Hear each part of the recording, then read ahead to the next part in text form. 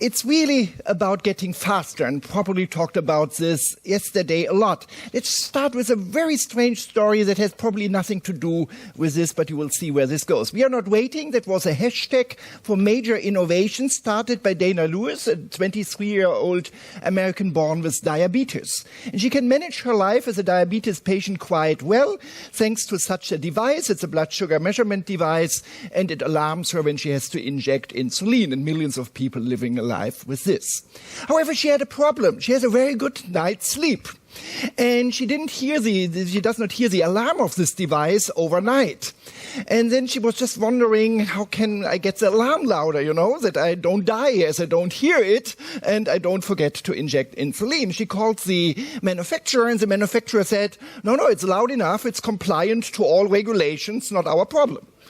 And then what does she say? She said, well, this can't be. They told me as a child that there will be a cure for diabetes when I'm grown up, and I'm still waiting for this, but I don't wait for better alarms.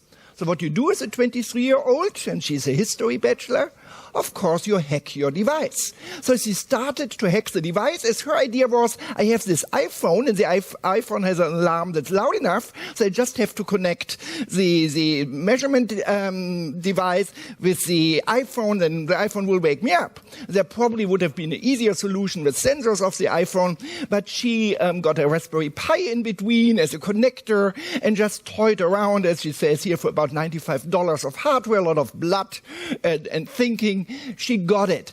And of course, she's not doing it alone. On the progress, she discovered an internet community called Night Scout, where thousands of diabetes patients were hacking their APS devices, trying to improve them.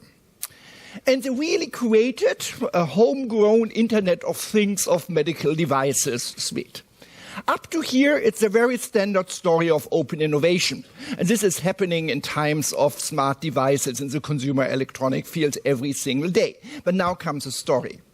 Then they went to Dexon, the world market leader, and showed him what they created. And Dexon said, this is great, we'll bring it to market, but it will take us 5 years for FDA approval, as we are a company, and we have to have these regulations. And then that community said, that can't be, we're already using it, it's improving our life, we are not dying, and you need 5 years, so let's us, as a community of consumers, do the FDA approval process, and then mastered it in less than 5 months. So, why is a community of consumers able to go through the same regulatory process than the world market leader in a much, much shorter time? Any guess? It's a real question to you. Why are these consumers so much better to go through the same process than the world market leader in this industry? Any idea? Wake up. Come on. But they are motivated. Motivation does not help with the FDA. No political pressure. You can't mess up with the FDA. It's all about the data. They had about 1,000 clinical trials in their database. And they had one data scientist with diabetes who organized this data. So they just could present so much better data to the regulatory approval thing. So it's really all about the data, but of course organizing the data and getting value out of it. And today we are creating purposefully products that collect this data for us, and even does help us to do more, called Smart Products Equipment. Talked about this. This was a product I shared last year here, I guess on that conference, an old one. I was involved with Adidas 10 years ago to develop one of the first smart shoes. Had a sensor tracking your running behavior on the ground, and then we're adjusting with a motor. Here was adjusting the string and adjusting the cushioning of the shoe and how much firmness it has, and was a wonderful product, but a nightmare for Adidas. 600 euros to produce, 250 retail, big mess, but it made them to the New York Times page 1 at this time. It was a showcase product. However, we are nowadays have a huge project with Adidas to develop exactly the shoe 10 years later. And now we have one big differences. At this time, the shoe had three elements of a smart product. It could sense, it could think, mean process the information, it could act, had an actor, this motor. But it was not connected. We were thinking about the internet connection, but this was before the time of a smartphone. I show you now a small video with very loud music to wake you up. And while watching this music, see about the new vision once you now can get this connected, and we'll see it's a very different story. So can we start the movie? Okay, so that was a presentation we did for the board of Adidas to not sell them, but present them the project. We are now doing it. You see the partners here. And we don't have time really for 2x2 with you, but you see obviously a lot of opportunities, but also challenges perhaps for a company like Adidas. The opportunity is to sell you for $2,000 an experience of the Boston Marathon instead of selling you a pair of shoes.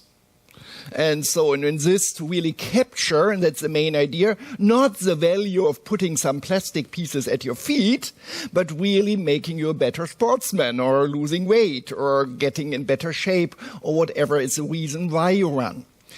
And we'll really see there are a lot of reasons why it makes sense to put it in a shoe, really in the equipment and not with additional sensors like in a Fitbit and so on devices. For Adidas, of course, it's a huge, huge challenge, as now with this they definitely become even more than before a service company. As of course, it's all about services and somehow creating a platform with actors that can utilize the services and build it around here. And now let's turn to smart manufacturing. And I would say, and most of you are from B2B, but I would say you have exactly the same vision, hopefully, and story like with Adidas for the shoes. As for me, a piece of smart equipment is exactly the same like a smart shoe. It has the same characteristics. It's a little bit more complex, but it's somehow the same. And instead of winning the Boston Marathon, of course, you want to optimize operational equipment efficiency, operational excellence, and so on. But the story is the same. So let's move into this. And we'll probably yesterday a lot of pictures like this, and we're talking about the data you could capture. Some metaphor that helped me to understand this term of the digital twin and digital shadow. We all know that how Google really improved our life. And these Google Maps, they're like a very simple digital twin of the world in that world. And you have a simulation model of your machine as the same. And then, of course, Google Map only became interesting as we have all the live data, and it really provides us a capacity load of the streets. But now, well, you know, there's predictive information, so you can look up how long you will take tomorrow at that time to the airport based on the historical data. You get dynamic routing suggestions to really come to the airport in time.